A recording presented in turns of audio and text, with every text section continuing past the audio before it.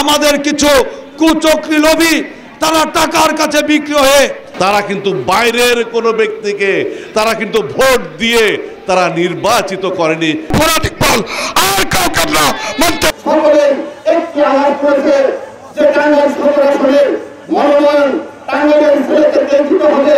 শাহিন কাকা এবং ভরত ভাই তাদের নেতৃত্বে এই হাসিনা বিরোধী আন্দোলনে তারা সামনে থেকে নেতৃত্ব দিয়েছে। সেই শাহিন কাকা এবং ভরত ভাই তাদেরকে আমরা টাঙ্গাইল সদরের নমিনি হিসেবে চাই। আমরা কোনো উপজেলায় বহিরাগত চাই না। কি বলেন, ঠিক আছে কিনা? স্ব এলাকার ছেলেরা নেতৃত্ব দিবে। টাঙ্গাইলবাসী সদরের ছেলেকে সদরের মানুষের চায়।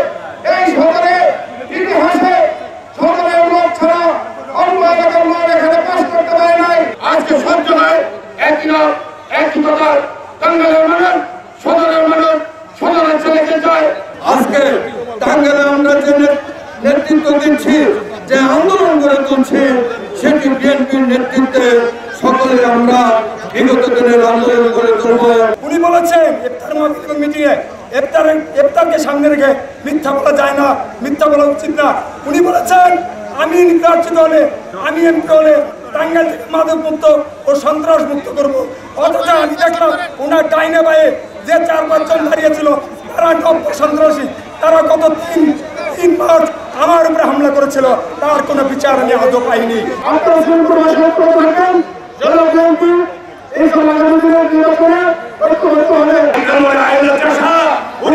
লক্ষ্মীর বাসা আর এমপি নির্বাচন আসলেই এমপি ক্যান্ডিডেট হয়ে যাবেন, এমপি প্রার্থী হয়ে যাবেন, খুব ভালো কথা, গণতান্ত্রিক অধিকার।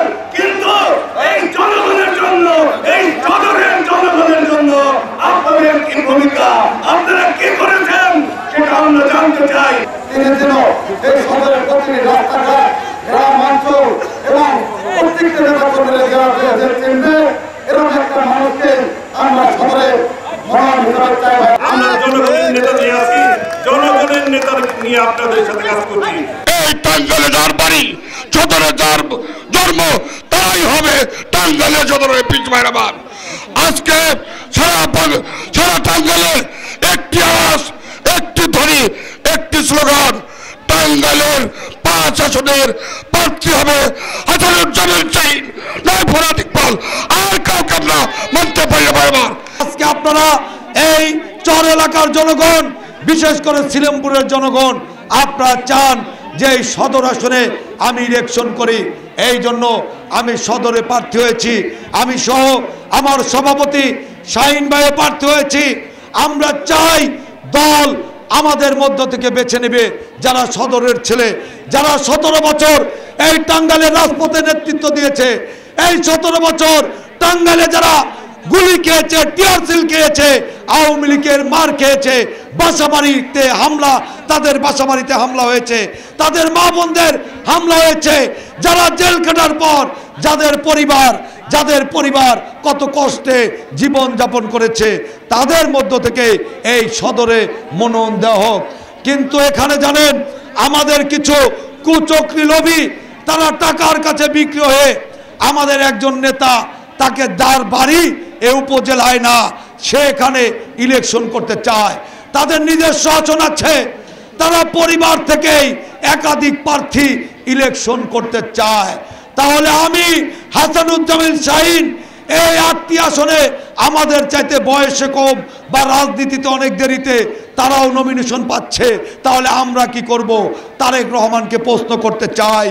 আজকে এখানে যদি একটা এমপি হয়, একজন মেয়র হয়, একজন উপজেলা চেয়ারম্যান এই সদরের লোক হয়, তাহলে কিন্তু এখানে দল শক্তিশালী হবে। আর যদি অন্য এলাকার কেউ হিসাবে এখানে যদি হয়, তাহলে আমাদের কি লাভ হবে ভাইয়ের আমার? কাজেই আপনারা তো সদরের লোক চান, তাই না ভাইয়ের আমার? সকলে হাত তুলেন, সকলে হাত তুলেন, সকলে হাত তুলে দেখান যে আমরা সদরের লোক চাই, আমরা কোনো উপজেলার লোক চাই না। টাঙ্গাইল জেলা রাজনৈতিকভাবে একটি বৃহৎ জেলা। এই জেলায় 8টা সংসদীয় আসন আছে। এই 8টা সংসদীয় আসনের মধ্যে টাঙ্গাইল সদর আসন 5 সবচাইতে গুরুত্বপূর্ণ।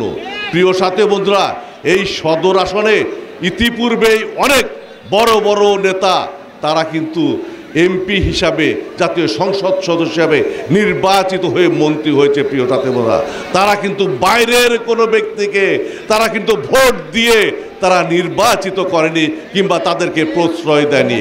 আজকে আমরা আগামী জাতীয় সংসদ নির্বাচনে আমার সাধারণ সম্পাদক, জেলা বিএনপির সাধারণ সম্পাদক অ্যাডভোকেট ফরহাদ ইকবাল তিনিও দলের কাছে মনোনয়ন চাবেন। আমি সভাপতি হাসানুজ্জামিল শাহিন আমিও দলের কাছে মনোনয়ন চাব।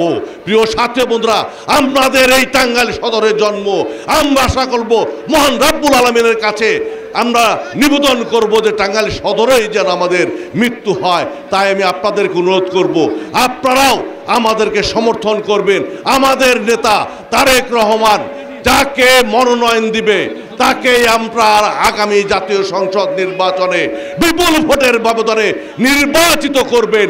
আমরা কোনো বহিরাগতকে এই টাঙ্গাইল পাশে আশ্রয় প্রশ্রয় আমরা দিতে পারিনি, আমরা দিব না।